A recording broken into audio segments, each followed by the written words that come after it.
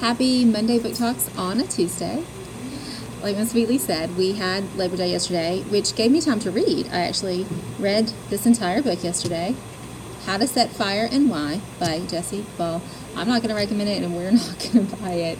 But it was an interesting premise. Obviously, it was about fire. Who would have thought?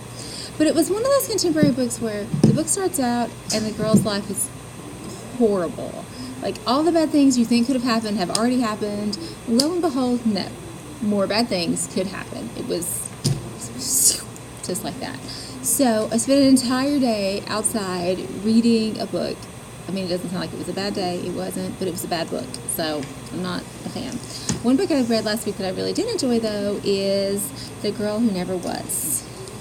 It's fantasy. So that means there's something fantastical in it. It's not contemporary. There's something different about it, something that maybe wouldn't happen in real life. This girl lives a perfectly normalish life in Boston. Her mom isn't around anymore, and her dad's in a mental hospital, but she has two aunts who love her dearly, and she's got a friend who is tried and true, and there's a boy or two.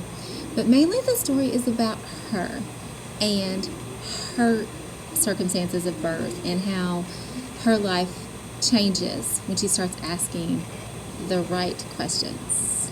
It's really good. I really enjoyed it. So if you want to come in and check it out, it'll be available here soon. Apparently there's a number 2. I'll be checking it out today because I really did like it.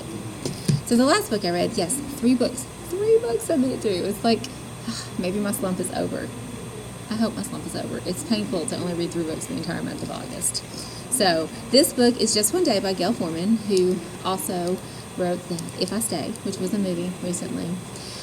Sometimes Gail Forman is really dramatic for me, but I really did enjoy this one. It's about a girl who's on a tour in college, after high school, before college. Her parents sent her on a European tour, but not nearly as grand as they once were. She's really with a tour group, and they go see these places. They miss Paris because there's a strike, and they can't get into Paris, so they go on to London and do other things.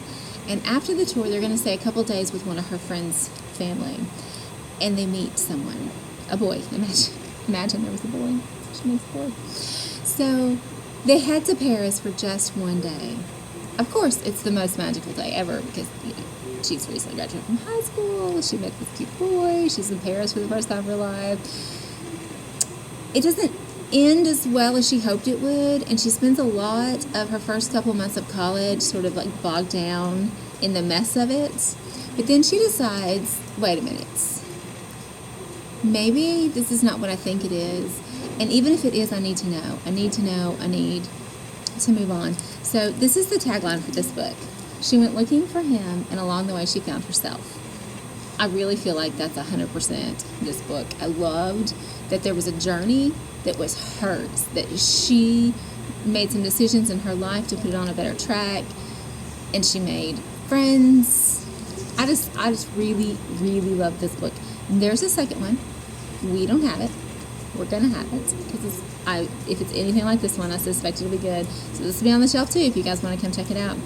Come talk to us about what you read this week. We'll see ya.